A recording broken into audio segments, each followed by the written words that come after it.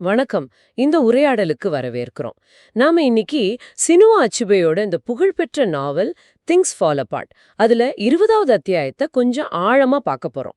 நம்ம கிட்ட இருக்கிறது இந்த ஒரு அத்தியாயம்தான். இதுல 7 வருஷம் நாடு கடத்தப்பட்டு ஒகோங்கோ திரும்ப வரார் உமோஃபியாவுக்கு.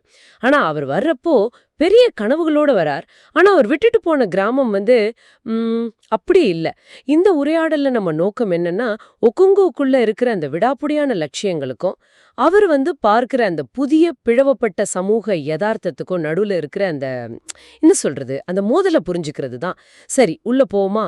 ஒகுங்கோ திரும்பி வரும்போது சும்மா வரல, பயங்கர பிளானோட வராரு இல்லையா? ஆமா.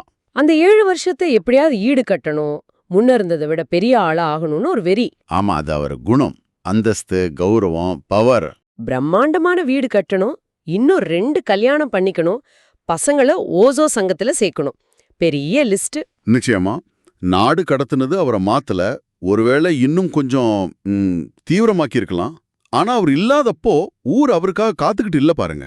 அதான் அந்த ஊழங்கள்ல சொல்ற மாதிரி பள்ளிவால் போனா என்ன ஆகும்? இன்னொன்னு முளைச்சிடும். அதேதான். உமோஃபியாவும் அப்படிதான். அது பாட்டுக்கு நகர்ந்துகிட்டே இருந்திருக்கு. அவர் அந்தஸ்து போயிடுச்சுங்கிறத அவர் உணர்றார். ஆமா, அது அவருக்கு பெரிய ஷாக். அதை விட பெரிய அடி, மகன் நோவோயே மதம் மாறினது. அதுவும் கிறிஸ்துவ மதத்துக்கு. மத்த பசங்க கிட்ட எவ்ளோ கடுமையா பேசுறாரு பாருங்க. பொம்பளையாருக்கு ஆசைப்பட்டா நான் இருக்கும்போதே போயிடுங்க அப்படின்னு பயங்கரமா சொல்றார். அது அவருடைய அந்த உலக பார்வையோட அந்த கடினத்தன்மையே காட்டுது. பாரம்பரியம் தான் எல்லாம் அவருக்கு. மாற்றம்ங்கிறது பலவீனம். ஆனா அதே ஆளுதான் மகள் எசின்மா கிட்ட கொஞ்சம் வேற மாதிரி இருக்காரு. ஆமா, அதுல ஒரு மென்மை இருக்கு. அவ பொண்ணா பிறந்துட்டாளேன்னு ஒரு சின்ன வருத்தம் இருந்தாலும் அவளோட புத்திசாலித்தனத்தை, அவரை புரிஞ்சுக்கிற விதத்தை மதிக்கிறார். எசின்மாவும் அப்படிதான். அப்பாவுக்காக நல்ல நல்ல வரன்லாம் வந்தோம், வேண்டான்னுட்டு உமோஃபியால தான் கல்யாணம் பண்ணிப்பேன்னு சொல்றா. இது வெறும் பாசமா இல்ல அதுல வேற ஏதோ இருக்கா? அது நல்ல கேள்வி. ஒருவேளை ரெண்டுமே இருக்கலாம். எசின்மாவுக்கு அப்பாவோட மனசு நல்லா தெரியும். அதே நேரத்துல ஒகோங்கோ கணக்கு போடுறார். அவ கல்யாணம் மூலமா பெரிய இடத்துல சம்பந்தம் பண்ணி பழைய செல்வாக்க திரும்ப கொண்டு வந்துடலாங்க. அதுவும் அவர் லட்சிய பாதையில ஒரு ஸ்டெப் தான். ஆனா அவர் திரும்பி வந்த ஊர் தான் மொத்தமா மாறிடுச்சே. நண்பர் ஓபியரிக்கா சொல்றத கேட்டா மலப்பா இருக்கே. ஆமா. வெறும் ஒதுக்கப்பட்டவங்க மட்டும் இல்ல, ஓக்ஃபூஃபி உகோனா மாதிரி மதிப்புள்ள மனுஷங்க கூட சர்ச்சுக்கு போறாங்களாம். சர்ச் ஒரு பக்கம், அதை விட முக்கியமா இன்னொன்னு நடந்திருக்கு. வெள்ளைக்காரங்களோட அரசாங்கம், கோர்ட். ஆமா, அது புதுசு. மாவட்ட ஆணையர்னு ஒருத்தர், குல வழக்கமெல்லாம் அவருக்கு தெரியாது, அவர் பாடுக்கு தீர்ப்பு சொல்றார்.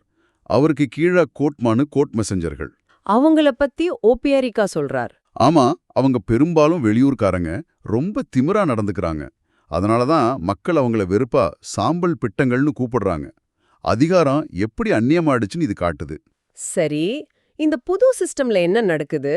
இரட்டை குழந்தைய வீசினவங்க, கிறிஸ்தவங்களை அடிச்சவங்கன்னு பலரையும் புடிச்சு அடிச்சு பொது வேலை வேற செய்ய வைக்கிறாங்க. இதெல்லாம் ஒகோன்கோவால ஏத்துக்கவே முடியல. நம்ம ஆளுகளுக்கு என்ன ஆச்சு, போராடுற குணமே போயிடுச்சான்னு ரொம்ப விரக்தியா கேக்குறார். இங்கதான் பாருங்க, ஓபியரிக்காவோட பதில் ரொம்ப ரொம்ப ஆழமானது. அவர் என்ன சொல்றாருன்னா, வெள்ளைக்காரங்க ரொம்ப புத்திசாலிங்க அப்படின்னு. தந்திரசாலிங்கன்னு சொல்றாரு. அமைதியா மதத்தோட வந்தாங்க. ஆரம்பத்துல யாரும் பெருசா கண்டுக்கல. ஆனா மெதுவா மெதுவா நம்ம சகோதரர்களே சிலரை அவங்க பக்கம் இழுத்துட்டாங்க. இப்போ நம்ம குலம் முன்னா மாதிரி ஒன்னா இல்ல. நம்மள ஒன்னா வச்சிருந்த விஷயங்களுக்கு நடுவுல அவங்க ஒரு கத்திய சொருகிட்டாங்க. நாம சதறி போயிட்டோம். அந்த நாவலோட தலைப்பே இதுல வருது. ஆமா, அந்த அனிடோவை தூக்குல போட்ட வழக்குல நடந்த அநியாயம், அப்புறம் நிலப்பிரச்சனையில லஞ்சம் வாங்கிட்டு தீர்ப்பு சொன்னதுன்னு சில உதாரணங்களையும் ஒப்பியரிக்கா சொல்றார். ஆமா, பழைய நீதிமுறை செத்துப்போன மாதிரி தெரியுது. பாரம்பரிய நீதி போயிடுச்சு. அதிகாரம், நீதி, குலத்தோட அஸ்திவாரமே ஆட்டங்காணுது. ஓபிரிக்கா சொல்றது போல சில வெள்ளக்காரங்களை எதிர்த்து சண்டை போடுறது ஒருவேளை சுலபமா இருக்கலாம். ஆனா உங்க சொந்த ஆளுங்களே அவங்களுக்கு சப்போர்ட்டா நிக்கும்போது நீங்க யாரை எதிர்த்து போராடுவீங்க? இதுதான் அந்த பிரச்சனையோட மையம். பிளவு வெளியிலிருந்து மட்டும் வரல, உள்ள இருந்தே வளர்க்கப்படுது. ஆஹா, இந்த அத்தியாயம் மூலமா நமக்கு தெரிய வர்றது என்னன்னா, தாம் பழைய உலகத்தையும் அந்த லட்சியங்களையும் விழாப்பிடியா பிடிச்சுக்கிட்டு திரும்பி வர்ற ஒரு மனுஷன். ஆமா. ஆனா அவன் எதிர்கொள்றது என்னமோ முற்றிலும் மாறிப்போன பிளவுபட்ட அந்நிய சக்திகளால ஊடுருவப்பட்ட ஒரு சமூகம். ஆமா. அவரால இந்த புது யதார்த்தத்தை என்ன சொல்றது புரிஞ்சுக்கவும் முடியல, ஏத்துக்கவும் முடியல. அவர் மனசுக்குள்ள இன்னும் அந்த போர் குணம் இருக்கு, போராடணும்னு நினைக்கிறார். ஆனா ஓபியரிக்கா சொல்றது மாதிரி ரொம்ப லேட் ஆயிடுச்சு. காலம் கடந்து போச்சு. ஆமா, மாற்றத்தோட வேகம் ஒகோங்குவோட அந்த பிடிவாதத்தை ஜெயிச்சிடுச்சு. இறுதியா இத கேக்குற உங்களுக்கும் ஒரு கேள்வி. ஓபியரிக்கா சொல்ற மாதிரி அந்த மதம் அரசாங்கம்ங்கிற கத்தி உள்ள வந்த பின்னாடி இந்த சிதறல், இந்த வீழ்ச்சி இது தவிர்க்க முடியாதது தானா? அல்லது ஆரம்ப கட்டத்திலேயே உமோஃபியா வேற மாதிரி எதிர்வினை ஆற்றிருந்தா இந்த கதை வேற மாதிரி போயிருக்குமா?